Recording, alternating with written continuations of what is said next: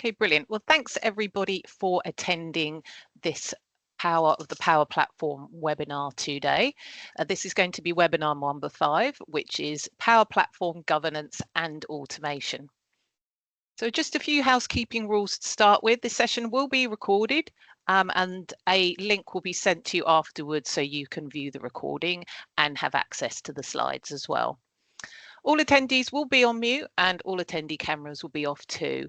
If you do have any comments or any questions throughout, please do put it in the chat. Myself and one of my colleagues will be able to answer the questions. If we don't have time for the questions or if the questions require a longer answer, we will reach out to you afterwards as well. So I want to introduce your speakers today. So it's myself, my name's Karen Moore. I'm Head of Customer Success here at DigPax. And my colleagues from Microsoft today are Louisa Henn, Power Platform Healthcare Technical Specialist, and Aoife Dempsey, BizApps Solution Specialist. So the agenda today, I'll let you know a little bit about DigPax, especially for those that haven't met us previously.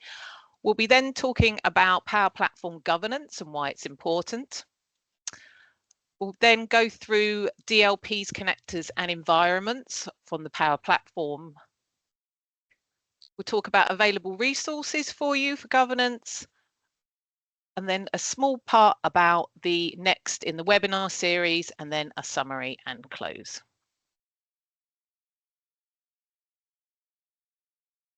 Okay, so just an intro to DigPax.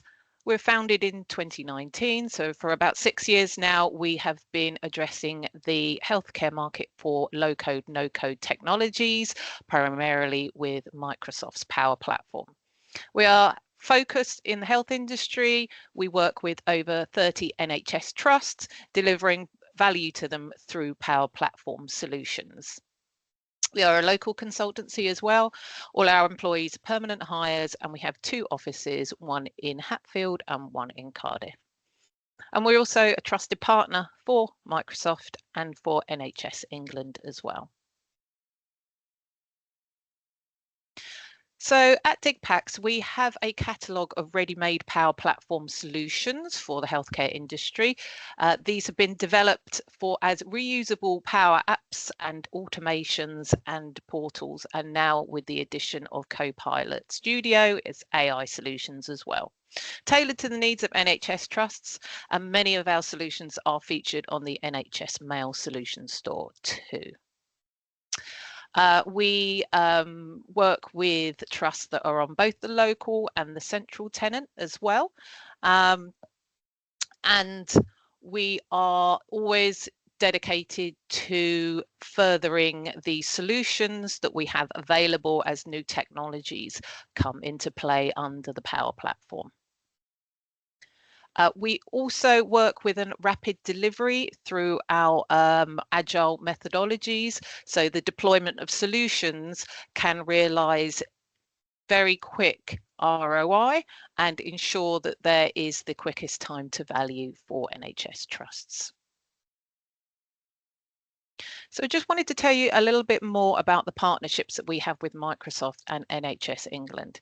So with Microsoft, we have a strategic collaboration to share knowledge on the healthcare industry and to devise solutions for the healthcare industry and NHS Trust to make sure that we are keeping up to date with all the technologies and we are tailoring solutions for that industry as well. We have regular cadences with Microsoft and hold regular webinars and events too. With NHS England, we have a Pioneers programme that we work on, which was to develop a number of Power Apps and automation solutions, which are on the NHS Mail store. And this is a continuing journey. And so as we continue through apps and automations, and now also with Copilot Studio as well. Just wanted to let you know some of the solutions that we have made here at DigPax. They go into 3 separate areas, so that's compliance, workforce and HR and operations. As more solutions come under the clinical banner as well, we'll also be having a new section for clinical solutions too. So just some examples of some of the solutions under the different banners. So under compliance, we have a DPIA app, we have a document management solution and a referral migration automation. Under workforce and HR, we have a staff app. Now that includes many things that staff and workforce would be utilising, such as appraisals, change of circumstances. We have an asset booker as well, so that's being able to book out desk spaces, car parking spaces, car charging spaces, but also other assets can be added onto that as well. And there's a feedback app, and we have a people onboarding app as well, so also with joiners, movers, leavers. Under operations, we have an application hub, vaccination hub, waitlist optimization solution, and e-observations as well. And below you'll see some of the clients that we work with in the NHS too. Just before I hand over to my colleague Louisa, I just wanted to let you know about a managed service that we've recently launched here at DigPax. So this managed service is to enable solutions to be developed, either co-developed or developed by us, but then knowledge share over to NHS trusts. And this provides a number of hours every month where we can work on this backlog of Power Platform solutions. But it also allows you to have access to the other features you'll see on the right-hand side. So this is a support portal to raise tickets. There'll be a knowledge base of lots of documentation for the Power Platform. Be able to provide you with training and enablement for your Power Platform teams, and that would also include governance. Number of components as well, so Power Platform components under applications, automations and other solutions that are reusable, and also access to all of the Power Platform solutions that we have within our app catalogue as well. If you would be interested in any of these areas that I've discussed, please do feel free to get in touch. Okay, so I'm now going to hand over to Louisa to talk about Power Platform governance. Perfect, thank you. Look, good morning, everybody. Before I actually do the talk track, go through all this, I think a couple of things for me to address. So one of them is I'm fully aware that we have a local tenant and central tenant kind of situation going on at the moment with a lot of trusts. Some people are local tenant only, some people are central tenant only, and I realise a bunch of trusts are working on a hybrid model. So what I'm going to try and do as we move through this is just trying to make sure for every point we're talking about here, I'm addressing, what the difference is. Pretty much everything we talk about is applicable to local tenancy. If there is any discretion between what I'm talking about and what's available when it comes to central tenant operations, I'm going to try and make that distinction for everybody. And so with that, also just to kind of be aware, obviously we've only got a short amount of time today. This isn't going to be a super technical deep dive of governance in the platform. This is going to be some of the really first things that you need to sort of be aware of and make sure you've got in place to start on your governance journey. We've got a slide at the end in terms of how you can get in touch with either the Microsoft team or the DigPax team. Please use that if you think you need to actually have a more in-depth conversation with us, if there's more support that's needed, or if you think actually, you're ready for the next step beyond this.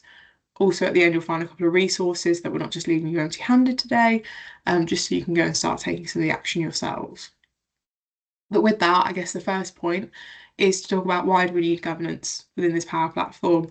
A lot of SaaS tools, it's kind of, there is governance in place, but it's not always sort of the most sophisticated. It's not always, needed to the same kind of extent, but obviously Power Platform is a unique form of SaaS products, let's go with. So depending on your different role, depending on who you play in this organisation, you'll have different reasons for needing governance for Power Platform, and to be fair, governance of any platform that you've got. So if we're talking about sort of in our sort of security teams, we're thinking about, how can I protect data? How do I prevent data exfiltration? We've got a very data mindset here. There is data stored in the platform, there is data moving in and out of the platform. We need to make sure that what we're doing with it is safe and secure, we're managing it and we're not losing any of it. We need to make sure that we are staying compliant with the regulations, as well as especially, we're in a highly regulated industry here. Compliance does need to be at the very top of our priority list. We can't be letting anything slip. And also, how do I assess what the risk is going to be? Any new product, any new feature will have some kind of risk. What we need to do is be able to assess that risk, to be able to say, actually, the benefits outweigh this, and actually, we do have a way to control any risk factors that do come up.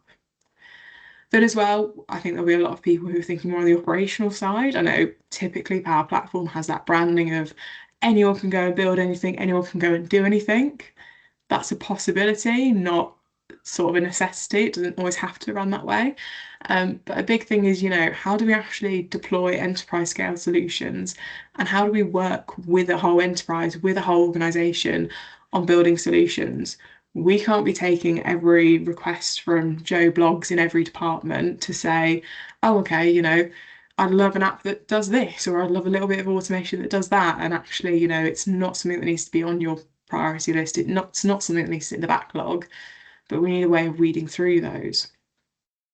And then also, how do I understand when things are not working properly? How do I, we're going to get set up in our governance journey, but we also need to think about long-term maintenance. How are we going to address that one? And then as well, what we also might be thinking is, the people side of things. How do we understand what the usage, what the adoption might be looking like? Are people using the tools for the right thing? Have we got the right end of the stick when it comes to what people are trying to do? So for one, how can we ensure that solutions people are building? So again, if we want to enable a maker experience, how do we make sure people are following the correct guidelines, doing things in the correct way? We're being safe and we're being secure. How do we protect them? We don't want to stop people from innovating because they're scared they might break something. So how do we put them in a safe space so they can go and explore new boundaries and try out new things? But then also, visibility. We need to see everything that's going on. We need to be able to put a stop to anything we want to put a stop to. We also want to be able to encourage anything that looks like it's going really well. And how do I get people to actually review anything that is sitting in that weird middle area? It might be okay. We're not totally sure. We need a bit more information. How do we get in and review that? And how do we do that in an easy way as well? And then obviously the last one, the big one, this platform is an investment.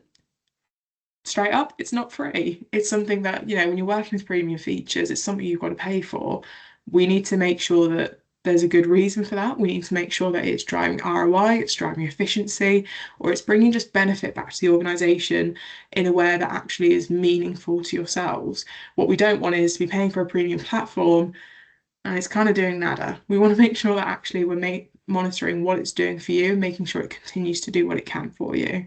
So we can do all of that with a lot of the tooling that we're going to talk about today. But as I said at the beginning, there's a lot more to what security and governance in the platform is. Today we're just kind of covering the 101, the absolute basics that you'd want to start with. So with that, I'm going to crack on. So one thing I'm going to start off with is security. That was our first persona that came up on the last slide. And I think one important thing to do with Power Platform is to understand how granular you can get with security when it comes to all the resources and when it comes to all the data that you're using. So we try and build it into layers because what we appreciate is there's no one size fits all when it comes to security. We need higher level options, things like at the tenant level, at an environment level, because we need to be able to scale. But there are always going to be nuances. There are going to be specific kind of areas where actually we need to get really granular and we need to get really specific on how we implement that security. So we put this in layers so that actually you've got every option in terms of how you want to control it. It will be different per organization and per scenario you're working with, but all of these become available to you.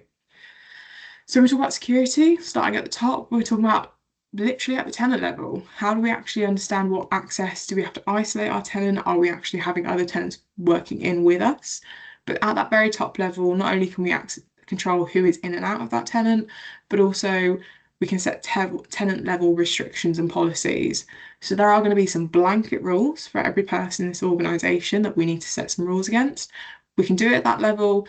That's what's enabling us to kind of scale a lot of our rules, a lot of our policies, the ways of working as we move down sort of through the stack. Next is around environment access, and I've got a couple more slides on environment strategy. But again, you'll use different environments for different things, whether that's just because of location-based reasons, whether that's you're working within departmental areas, maybe you're just setting up a good ALM cycle, so you're putting your teams through your dev test prod phases for more sophisticated solutions. You can use environments then to customize specifics and nuances around, what systems are we allowed to access, what data is moving in and out of this application, and actually then also control and isolate different parts of your solutions or different solutions from each other. Next up, we have resource level permissions. So just because, an app lives within an environment doesn't necessarily mean it's going to be able to do the exact same thing as other apps within that environment. We realise that from a practical point of view, they need to live in that same environment, probably because of the people that are using it, some of the policies that are going to go in there. But we do still need to make sure that the right people are accessing exactly the right resources. So just because two apps or an app and an automation, for example, may share an environment doesn't mean they necessarily have exactly the same permissions and rules. We can be that granular if we need to be. The next one down, connect to access, data loss prevention policies. I've got another slide on these as well, so we'll talk a bit more detail then. But again, applying these to both the tenant and to the environment level means that actually you can be really specific about what works where, what works for who, and what works together. And then finally, we can go all the way down to actually what does the data security look like? So data security is probably sort of the easiest one in terms of understanding. What records can people understand? Can they do create, read, update, delete, all that good stuff? But actually, with the level of controls that you have within Dataverse, the level of access you have in terms of what records, what columns people can have access to, for example, you can control down to the individual field level what pieces of information, what pieces of data people can access and what operations they can perform on them. Now, you're not going to want to do that for every piece of data you've got. This is where that scale piece comes in. You do not want to be setting permissions for every individual piece of data you've got. You'll still be there sort of in 100 years' time on the same entity probably. But what it does mean is that for those really specific scenarios, for those really specific use cases, you do have that level of control. Do you think you need it? So those are all the options available to you in terms of what level you might want to implement security at. Mix and match, choose what's better for you. I definitely suggest employing the scalable options first, just to save you and your team's time, and then sort of take on a more bespoke approach after those initial ones have been set in place. So the next one is around actually setting up a bit of an environment strategy, to be honest. We don't want to just make sort of thousands and thousands of them here, there, and everywhere. So actually, when we set up an environment strategy, we don't want everyone doing everything to the absolute 100% effort. There are small scenarios that don't need a lot of governance. They're really low risk. They don't really touch many different products, for example. We don't need to put all the bells and whistles on it. So that'll sit in something like a productivity environment. Perhaps it's a personal developer environment. Maybe it's just in a really tightly controlled space where we kind of just drop people in it and say, go to town, you can't break anything, we've controlled it all down for you. The limitation of that is obviously there's only so much they can do in that space, but again, we're making sure that they're really protected. From the operations point of view, so talking about operations at the beginning, this is something where really those makers are not going to get a lot of support. Thinking about who the IT team, who the maker teams have to support, what products, what solutions we're going to have to be maintaining. We don't want everybody's, kudos apps, on our list of things to maintain. That is something that the community is going to have to do themselves if they want to build. So incredibly restrictive, low effort from the operations team, but it is incredibly sort of locked down to make sure that actually we don't need to monitor it that much. We kind of just give it a glance every now and then at sort of the overall admin reports. Moving up, we need to think about what's important but not critical. So there'll be a bit of complexity. Maybe we've got sort of a higher volume of users for these kind of solutions. We probably encourage a bit of application lifestyle management in this one. We might just push people through Power Platform pipelines, for example, if we don't want to go full-blown DevOps. There might be a little bit of IT support, and that might just be more of a sort of separate hands-off approach, kind of let's use some drop-in clinics, for example, or let's just do, a once a month check-in to make sure their project's going all right. Just to make sure that, this is a scenario we might have identified as this can bring us value, but it's not on the priority list right now. There will be still quite a lot of restrictions in place because we don't have our core team sort of properly eyes on this project at the moment. But if we do have some people that really know what they're doing, they understand the risk of what they're doing, they understand the technology, and they might need some, separate policies, different restrictions. Let's give them a slightly looser DLP, for example. We can do that if we assess that the risk isn't too great and that we understand that the people using this know enough about what they're doing to be safe. And then that top level environment strategy sits with, the real stuff, the mission critical scenarios. It's either got most of the trust are using these scenarios, maybe it's the fact that it touches patient data, it touches PII data, whatever it might be. These are the core solutions that you'll be focusing on, and they will be the top of the priority list. These will have their own separate environments.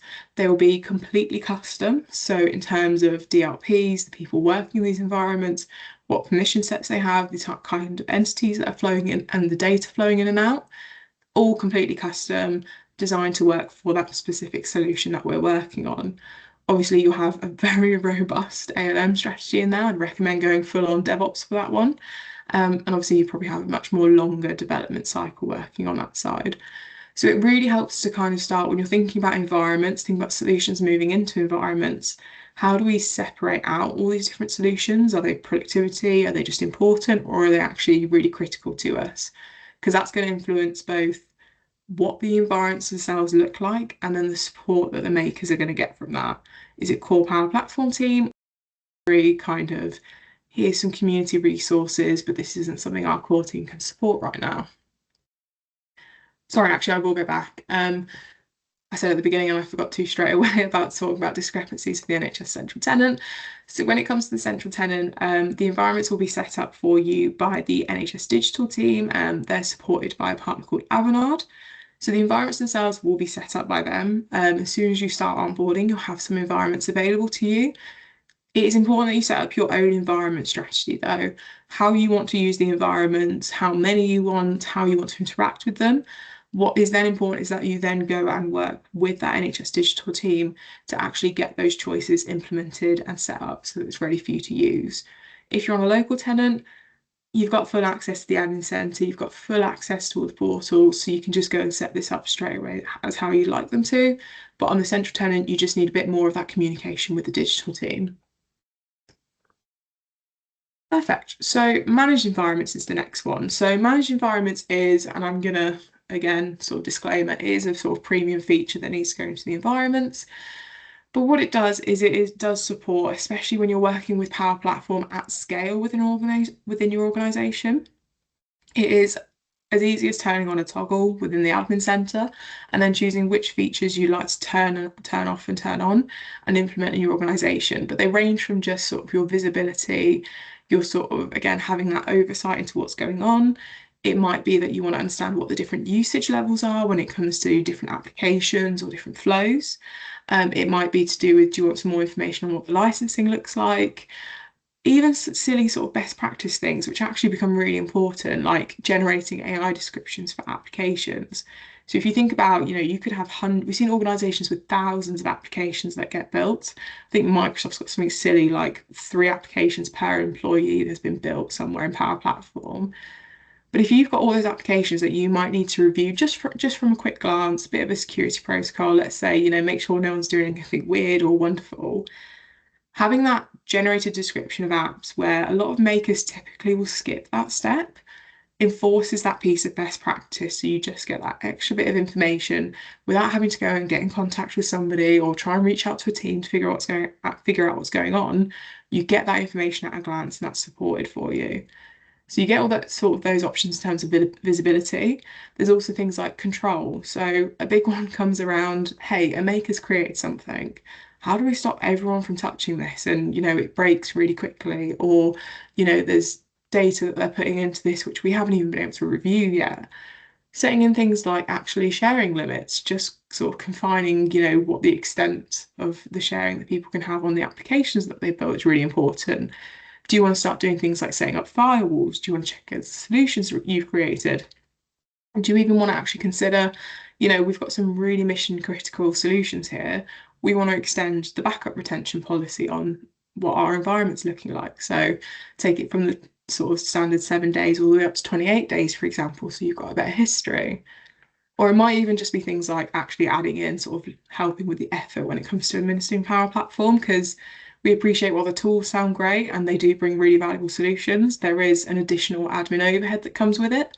So as easy as possible we can make that is the best. So things like I mentioned pipelines. So what you can do is automatically push makers through a pipeline if you think that their scenario requires it. Thinking back to that sort of important level scenario, those environments. But also things like environment groups and rules in our environment routing. So, there'll be a lot of environments which roughly need to be treated the same. We need to separate out the resources, but from an admin point of view, they are pretty functionally the same. We can group them together to make sure that any action we take on them, anything we want to implement into those environments, we can do at scale and in groups, rather than going around and sort of feeling like a proper admin task where it's just repeating the same actions for every environment. I'm not going to read everything on this list because I appreciate that will probably be the entire webinar. But this is one of those things where if you think you would benefit from speaking to either someone at the DigPack side or the Microsoft side, please let's have a conversation, see if that would benefit you. Because when it comes to especially the security point of view, managed environments are a bit of a godsend, to be honest. So definitely worth checking out if that's not something you've already looked at. Quick caveat as well, you don't have to turn everything on at once. This is very much we're at a point where we want to implement pipelines, or we're at a point where we want to start using environment routing. Use the features as and when you're ready. It's not an all or nothing. And when it comes to central tenant customers, so again, some of this is going to be controlled by the NHS digital team. That's because they are essentially the all-up admins for all of the environments. But there are some sort of smaller aspects of this which are more focused on the individual environments that actually we can delegate down to at the trust level. But that is, again, something you kind of have to work with the NHS digital team to work on. It is more of a sort of on a case-by-case basis. What do you need? What can we supply you with? But just a heads up on that one.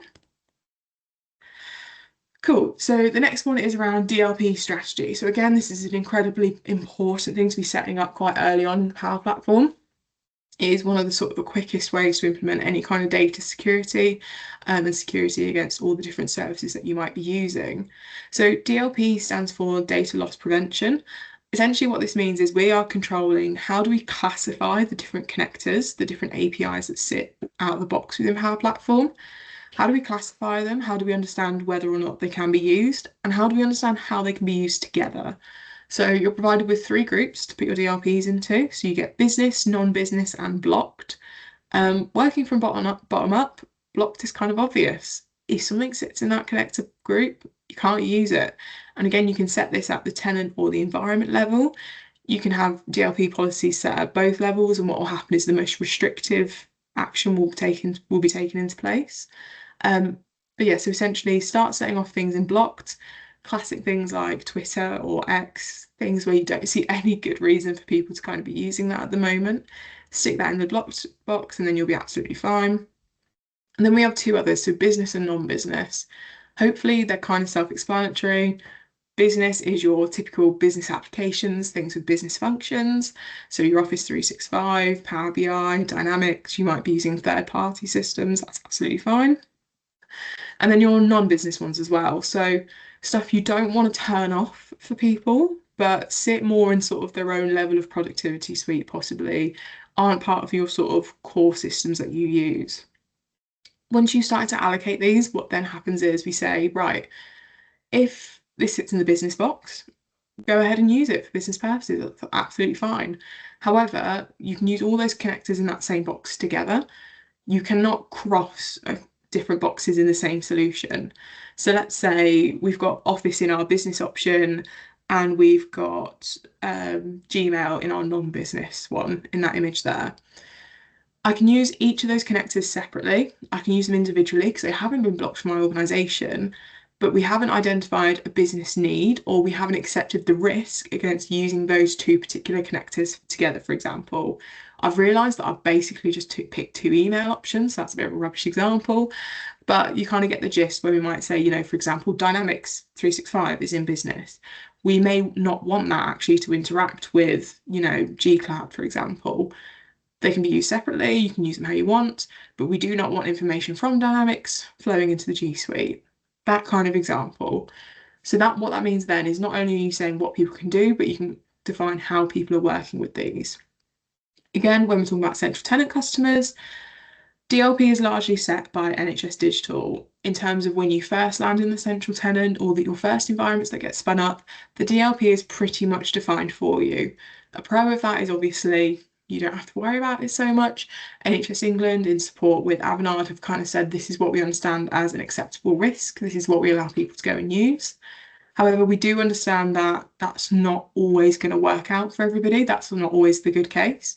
So what you can do is actually, again, if you are specifically in contact with the NHS Digital team to say, this is the project that we're working on, this is an application we're building or an automation we want to build out, get in touch with them to say, this is specifically what we're doing. Here is our business justification for needing a different DLP policy. Outline specifically what resources you might need to be involved in that, and they can help to create you a custom DLP policy. So it is sort of on a very blocked at first approach, and that is by design, that is for security. But don't think that's going to completely block off any potential projects you've got in your pipeline. So this is just kind of a bit of an example of kind of how you might start setting out your environment strategy, so how you might start mapping them out. So, I mean, the top left is your most restrictive environments, your most restrictive DRP policies applied to them. Typically, that's the default environment. Again, not something you need to worry about as much with the NHS Central tenant. This will be done for you. But especially if you're on a local tenant, we really suggest you restrict down your default environment. This has sort of, by the way, when you first log on, this has sort of the most access, this is the most shared environment, and it has all your users in. Beyond that, it's good to start setting out generic rules, generic policies. So for this organisation, this example I've got on the screen, we've actually separated out this business by different departments. So we've put their tax, we've put their IT, we've put their sales areas. We've given them all their own sort of groups of environments. We've given them all dev, test, and prod, but we've kind of grouped them all up using the environment grouping in managed environments to help us control them. And it means that roughly they're all functioning in the same way. If we think about it logically, anybody in the tax department is roughly going to need access to the same set of tools, which is why they have a lot of similarities. Whereas, a lot of the systems they use have nothing to do with the sales team, which is why we group them in that way. Obviously, as well, there will be some weird and wonderful things which just pop up and need their own really specific, really custom DRP. Maybe it's because it touches the entire organisation. Maybe it's, a bit of an innovative project that's going on, or maybe it's just something completely different to what we've done before. You obviously can create environments. You can create as many as you want. And you can make it super custom in terms of what the DLP looks like and what the restrictions are. I have nothing against you doing that. I will just obviously advocate for the fact that that is more effort the more of those you create. And obviously bringing sort of the admin overhead to a minimum is beneficial. But that's roughly how you might start to approach how do you start laying out your environments and how do you start grouping them together. The other way you might also want to think about grouping, I doubt it's an issue for the people on this call, but we see a lot of people do it by geography as well, because obviously we're thinking about data residency there, making sure the data resides in the country it originated from. But I'm hoping that everybody on this call is pretty much exclusively in the UK, so that shouldn't be a problem. Cool. And then on the operational side of things, so we need to design a bit of a zoned governance model as well. So how do we interact with the people that are building, both on the professional level as well as on the sort of citizen maker kind of level? And we need to zone these out in the same way that we started zoning your environments out, because what we need to understand is what support do we as an IT team or a core Power Platform team, what support do we provide with people? There will be cases where it's just a hard no. Unfortunately, we can't help out. There will be light touch moments, and there'll also be moments where we're very heavily invested or completely running the project ourselves.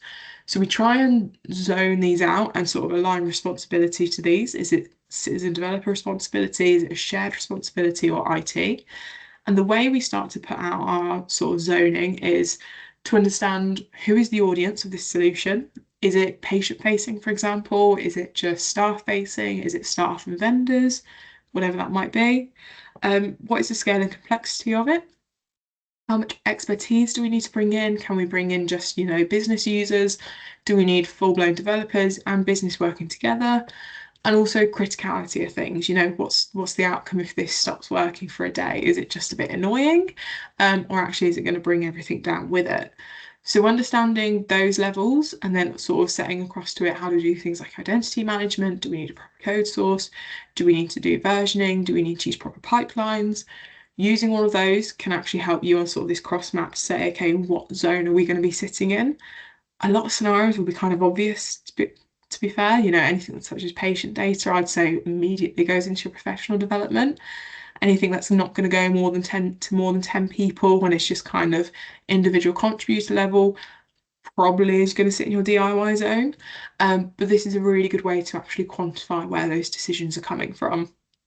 So just to kind of help set out, this is more for the operations team in terms of sort of how you want to delegate sort of whose responsibility is what kind of zoning we're looking at. Doesn't matter whether you're on central or a local tenant. This is all something that needs to be decided by you because this is part of your sort of more practical, how we're going to enforce, how we're going to play through using this platform. And then I am very near the end, so just a couple of things that I kind of wanted to share. So again, security is such a big concern, especially when we're talking about more and more solutions that incorporate AI, especially if you're talking about potentially using Copilot Studio for agents. So if any of you have used the Power Platform Admin Center before, you might notice it's gone from the classic Power purple color and it's gone into this sort of nice white and green interface. We've made that clear distinction because it is a brand new admin center that's becoming in. Lots more things like licensing and analytics has been brought into there, an easy way to monitor what's going on. And those of you who have used the CoE Toolkit will notice there are now some overlap between the admin center and that toolkit to give you sort of better out of the box analytics. One of the really important ones is the security hub. So we constantly get the question, okay, we think we follow the best practices, we've looked at the online guidance, we've spoken to somebody from Microsoft. How do we know if we've done it all? Like, how do we know if we are secure, if there's loads more for us to go through? So going through the security hub, and this includes as well what we call the Power Platform Advisor, we'll basically go through and say, what is your security score? How well have you secured down your tenant and your environment in accordance to what your policies are? So if you can see on the screen, it gives you kind of a bit of a score. So the one on there says just about 70% of the way there. And it actually gives you specific instructions and specific actions on what you may need to go and do afterwards to improve that security score. So you can try and get yourself all the way up to 100%. And I promise you, this is one of those things where you can get that score up to 100%. It's not one of those where it weirdly sits at 98 or something forever. But also you will start off with a very out of the box kind of score. But naturally there will be things where, you do or don't want to do them. A good example is tenant isolation. So typically we recommend everybody turns on tenant isolation, but there will be scenarios and occurrences where you don't want that to be turned on. And what you don't want is for that to be affecting your security score because you want to understand whether or not you're performing as well as you should be in accordance to what you're trying to do. So actually what you can do is basically hit snooze and say, we're not turning on tenant isolation. We've assessed it separately to say this is an appropriate risk. We understand what we're doing.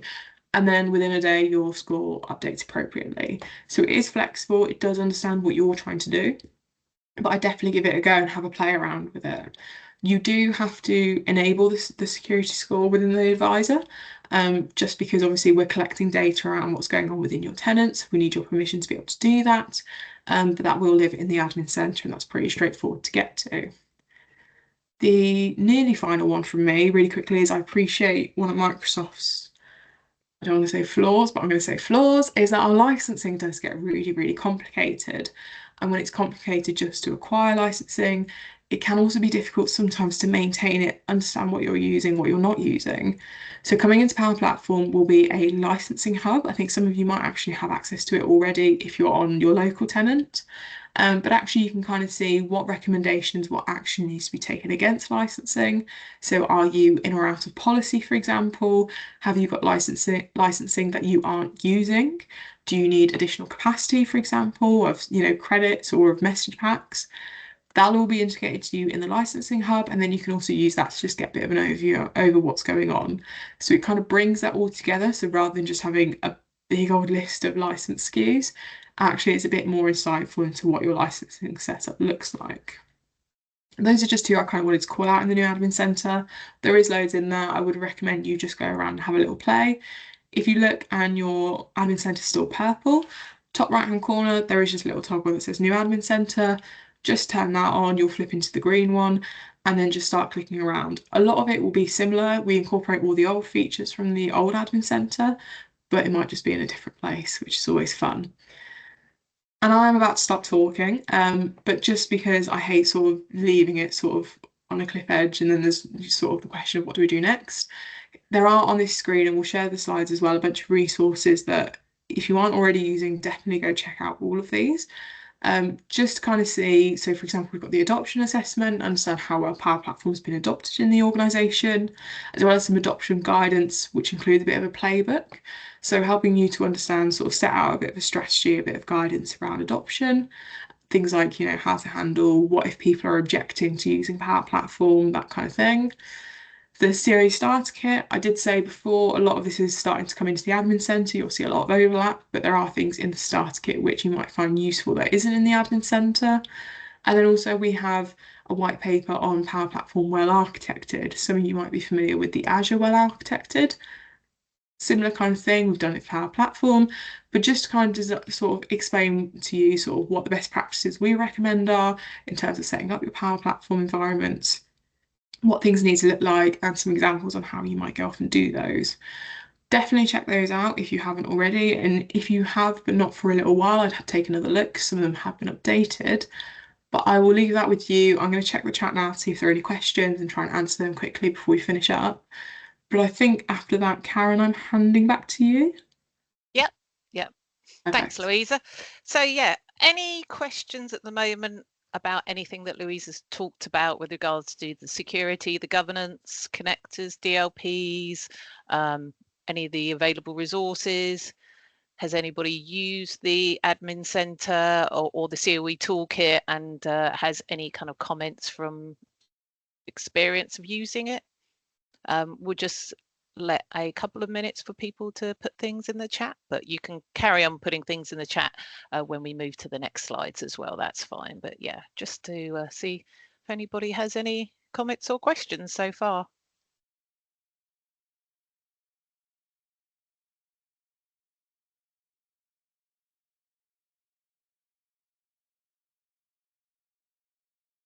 I guess I'll just pick out the one in the chat, Karen. So there's a question around sort of, and you know what, fair question, fair enough for asking it. So we're talking about, would it be fair to say, Microsoft has historically lagged on the RPA front? Do dig practices sort of unequivocally place Microsoft RPA at the front foot of this?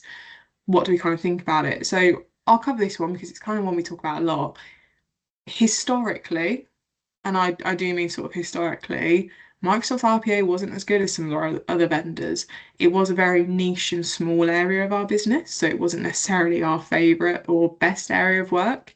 But definitely within, I'd say, sort of the past 6 years, this has come on such a long way that we are up on par with a lot of our other competitors. When we talk about core RPA functionality, when we talk about Power Platform, which is kind of how we prefer to position it, especially because our licensing means once you get one thing, you naturally get a bit of something else, which is always helpful. Actually, when you're talking about perhaps just automation, we don't position ourselves as an RPA first for solutions. And that's not because of, what we can do with RPA, but it's more around what actually the technology favors itself towards. So we're more of a cloud first vendor. We do prefer to work in cloud flows. However, I very much appreciate within the NHS that's not always possible at all. We've got a lot of systems, and I know DigPacks have done a lot of work around different tooling, different systems that actually we need to use RPA to improve and to automate around. But as much of that as possible we can wrap up into the cloud is better, because naturally, just by design, those toolings are a lot more stable and a lot more reliable and a lot easier to configure. But I guess that's always a good sort of elephant in the room to kind of cover is, yeah, I think typically sort of 10 years ago, we weren't the coolest kid on the block when it came to RPA. But especially since we've sort of in the past 3 years with the new AI announcements, we've absolutely blown ourselves forward with that one. There's been so many new advancements in terms of tooling. If that's something you've not explored lately, I'd definitely give it a go. I'm going to go read your message again as well because I realised it was quite a big one, just to make sure I haven't missed anything. But I think that's always a good one to kind of address with the room. Sorry, Karen, you crack on. No, that's absolutely fine, no problem.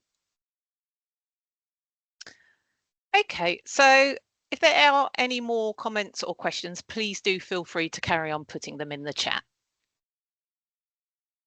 So now I just wanted to let you know a little bit about the governance services which we have available at DigPax. Understand that there's a lot of information regarding governance for the Power Platform and security, and you may wish to have some help with that, some guidance. Perhaps you might wish to sit down with us and go through what your strategies are, and we can help recommend best practice. So we offer some technical advisory or some consultancy days. Looking at the consultancy days, we provide batches of 5, and that can address your current requirements with options to procure additional support where necessary.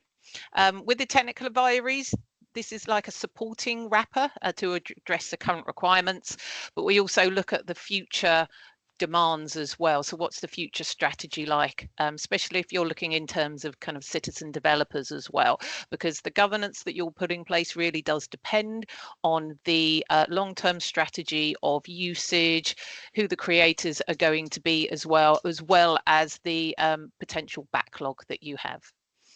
So some of the elements that we can cover within those governance services is environment strategy, so a tailored environment strategy to align with the business needs, implementing the DLP policies to safeguard your data, some practices around development, so best practices which are standardized and sustainable, looking at security roles and making sure that they're defined and they're managed on a regular basis to ensure least privilege principles are applied from the offset. Looking at your ALM as well and the support around that to implement an ALM approach for Power Platform solutions. And then also some assistance around the installation of the CoE Toolkit and also the configuration and training on the CoE Toolkit so you can manage it going forward.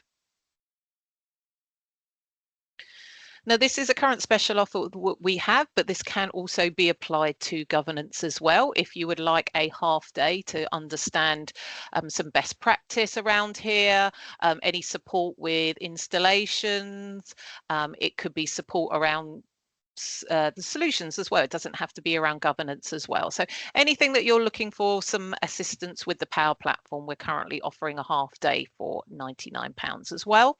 The offer is valid till the 31st of March and the hours would need to be used by the 30th of April. If you are interested, there's a QR code on there. Feel free to click on that. That will take you through to an email to myself, and then you could just say what you're interested in there too. And you could even use that even if you're not interested in the half day. If you've got any questions or anything around today's webinar as well, feel free to use that link and that will just send an email through to me. Just going to hand over to my colleague Aoife now, who's going to be discussing some of the areas that Microsoft can assist you with regards to Power Platform activities. Yeah, that's brilliant. Thanks a million, Karen, and thanks, Louisa. So yeah, this basically is just to tell you that there is support available. Look, Louisa has covered the kind of 101s on the call today, but I think it'd be really good to have a chat if you have any questions, so that we can provide more detailed information around what exact support is available. But just to note that there is that pre-sales, post-sales, and obviously a lot of help in the implementation stage as well, with that additional support from DigPax as well. And just to say that we do have a dedicated team who are on the call, Naz, Elena, Mehmet and I, who are more than happy to help with any queries or questions that you have.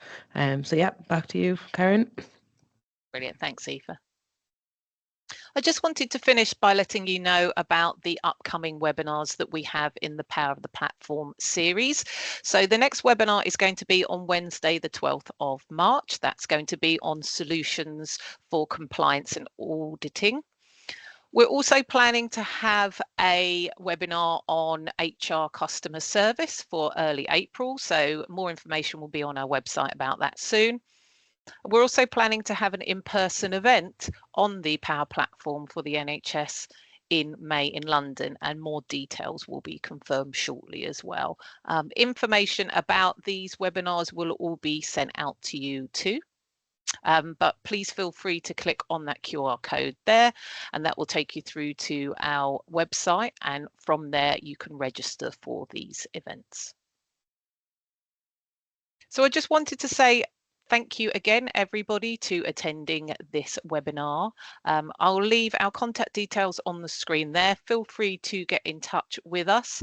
As I mentioned at the beginning, you will be receiving an email with a link to the recording and slides, but feel free to reach out to us if you've got any questions about governance of the Power Platform today, the webinar series, or anything else.